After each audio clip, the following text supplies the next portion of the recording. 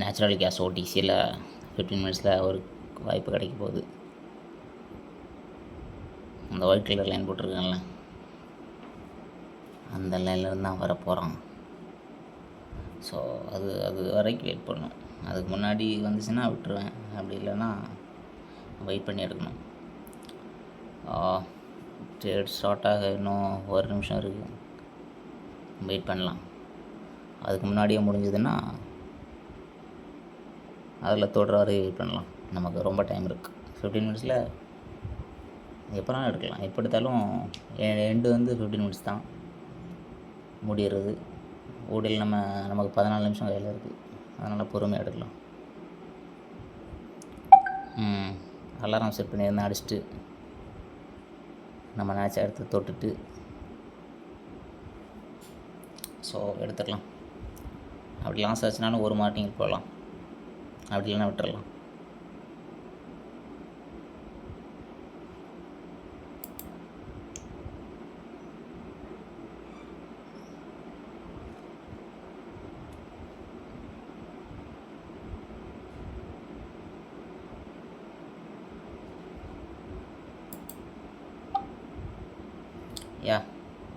Trade எடுத்துட்டேன், ரீசனும் சொல்லியாச்சு. White colour line வந்து ஸ்ட்ராங்கான ரவுண்ட் நம்பர். ஏற்கனவே ரிஜெக்ஷன் கொடுத்து முடிஞ்சிருக்க தவிர அந்த லெவலில் முடியலை. இது அந்த லெவலில் முடிஞ்சிருக்கிறதுனால எடுத்திருக்கேன். இன்னும் கொஞ்சம் கேப் கூட கிடக்கு, இன்னொரு கேண்டில் கூட மேக் பண்ணலாம். அதனால் ஒரு மார்டிங்கில் வாய்ப்பு வந்துச்சுன்னா போடலாம்.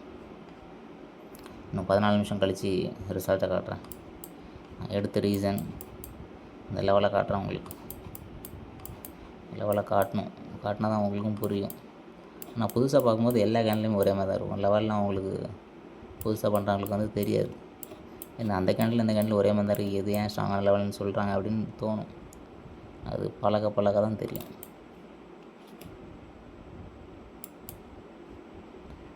லெவல் இது இல்லையே,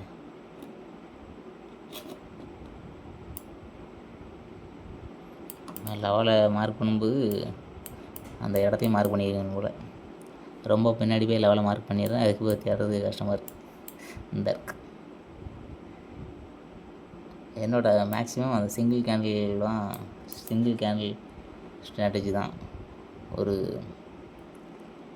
ஒரு பெரிய டவுன் மொமெண்டம் வந்து ஒரு பையர் கேண்டிலுக்கு அப்புறமா வந்திருக்கும். இந்த ஓடியில் இருக்கிற சிங்கிள் கேண்டில் வந்து ரொம்ப பவர்ஃபுல். ஏன்னா அது ஸ்டார்ட் ஆகிற இடம் ரவுண்ட் நம்பர் உங்களுக்கு தெரியுதான்னு தெரில, கோடு இருக்குது ரவுண்ட் நம்பரில் அந்த கேண்டிலோட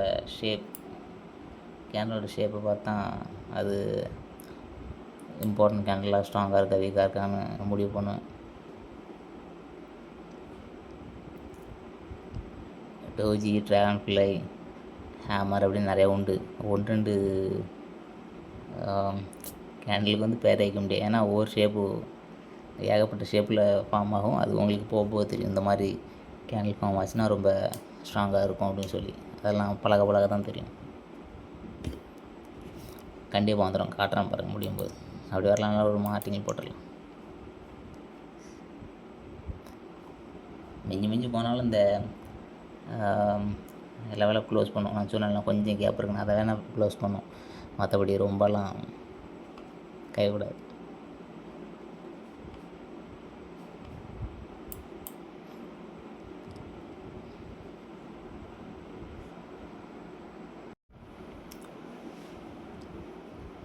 ஃபிஃப்டீன் மினிட்ஸில் எடுத்து இந்த கேண்டில் முடிய போகுது. இன்னும் 40 செகண்ட்ஸ் தான் இருக்குது.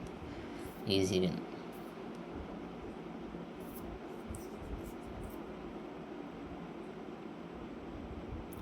நினச்சதை விட நல்லா கப்புன்னு மேலே ஏறுறான். கொஞ்சம் அமௌண்ட் அதிகமாக வச்சிடலான்னு தோணும். தொடர்ந்து ப்ராஃபிட் வரும்போது, லாஸ் ஆகும்போது தான் தெரியும் கம்மியாகிக்கிறது எவ்வளோ சேஃப்னு சொல்லி. ஸோ இந்த கிரீடை மட்டும் ஜெயிச்சிட்டோம்னா ட்ரேடிங்கில் சக்ஸஸ் ஆகிடலாம். 1-2 பேர் தான் வீடியோ பார்க்கிங்க, சப்ஸ்கிரைப் பண்ணிக்கோங்க. அப்படின்னா தான் லைவ் போட முடியும். கூடிய சீக்கிரத்தில் பெருசாக பண்ணணும். டம்மி ட்ரேடர்ஸ்லாம் நிறைய பேர் இருக்காங்க, அவங்களெல்லாம் எக்ஸ்போஸ் பண்ணணும். இன்னொரு அலாரம் வந்திருக்கு, பார்க்கலாம் அதில் வாய்ப்பு கிடைக்கானு.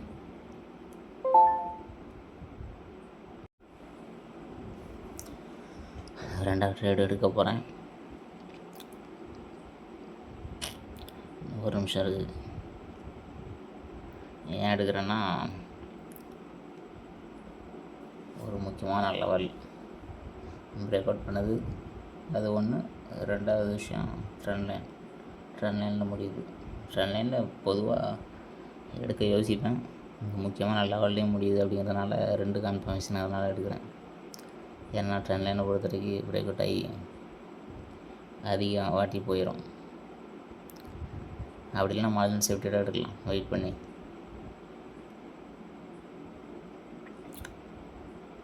ஏன்னா சப்போஸ் இந்த ட்ரெண்ட் லைனில் டச்சே ரிஜெக்ட் ஆகிட்டு இப்போ திரும்ப அப்படியே மேலே போயிடும், பிரேக் அவுட்டே பண்ணாது. நம்ம பிரேக் அவுட் பண்ணி வெயிட் பண்ணோம், ட்ரேட் லாஸ் பண்ணிடுவோம். ட்ரேட் லூஸ் பண்ணுறது பிரச்சனை இல்லை, ஆனால் கேபிட்டல் தான் வாஷ்ட் ஆகிடக்கூடாது. சரி, உனக்கு வேண்டாம் எனக்கு வேண்டாம், கொஞ்சம் மார்ஜினல் சேஃப்டியாக எடுக்கலாம். ஏன்னா சின்ன கேனில் ஃபார்ம் ஆகிட்டுனா லாஸ் ஆகிடும், அதனால் கொஞ்சம் மார்ஜினல் சேஃப்டியாக எடுக்கலாம்.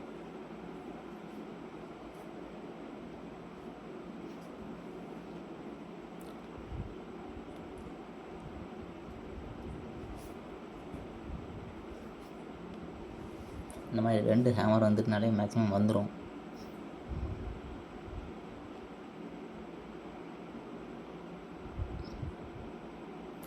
சடன்னு மேலே போகுது, ட்ரேடை மிஸ் பண்ணிடும்னு நினைக்கிறேன். இப்படி 2 மைண்ட் இருந்தாலே இப்படி தான், எடுக்க வேண்டாமா, சரி எடுக்க விட்டுருன்னு விடுவோம். அந்த நேரம் பார்த்து கரெக்டாக மேலே போகும், ஐயோ எடுத்துருக்கலாமேன்னு தோணும். இது எடுத்ததுக்கப்புறம் டப்புன்னு கீழே போகும், ஐயோ எடுக்க விட்டுருக்கலாமேன்னு தோணும். இந்த மாதிரிலாம் நிறைய நடக்கும். அது சைக்காலஜிக்கல் போர் தான். அதனால் மார்ஜின் சேஃப்டி கிடச்சா எடுக்கணும்னு சொல்லியிருக்கேன்னா அது கிடச்சா எடுக்கணும். அப்படி இல்லையா இந்த ஷேடு இந்த சாண்ட் எல்லாத்தையும் மறந்துட்டு அடுத்ததுக்கு போயிடணும். அதான் ரொம்ப நல்லது. மறக்கிறது ரொம்ப கஷ்டமாக தான் இருக்கும், என்ன பண்ணுறது.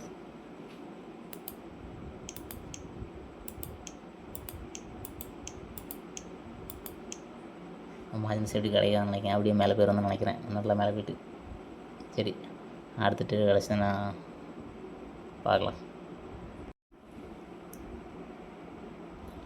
நம்ம விட்ட ஆப்பர்ச்சுனிட்டி நல்லா மேலே போயிட்டு இதுக்கப்புறம் கீழே வராது. இந்த ட்ரேடு பையர் கேண்டில் தான். சரி, ரொம்ப டைம் ஆகிட்டு தூக்கமாக போய்க்கிற மாதிரி இருக்குது. இதே மைண்ட் செட்டில் எடுத்தோம்னா லாஸ் ஆயிரும். அதனால் இன்றைக்கி ஒரு ட்ரேட் எடுத்தோம், ஒரு ட்ரேட் வின்னு போதும், நாளைக்கு பார்த்துக்கலாம். இந்த மாதிரி போதும் நாளைக்கு பார்த்துக்கலான்னு முடிவு எடுக்கிறது கிட்டத்தட்ட 4 வருஷம் ப்ராக்டிஸ் பண்ண வேண்டியது. இப்போ ஒரு ட்ரேடு வந்த வாய்ப்பை விட்டுருக்கோமா, அடுத்து ட்ரேடு வந்து கொஞ்சம் அவசரப்பட்டு எடுக்கிற மாதிரி ஆயிரும். அதனால் தெளிவாக பொறுமையாக டைம் இருக்கும்போது எடுக்கலாம். எந்த நாள் எத்தனை முடிவு அடைகிறது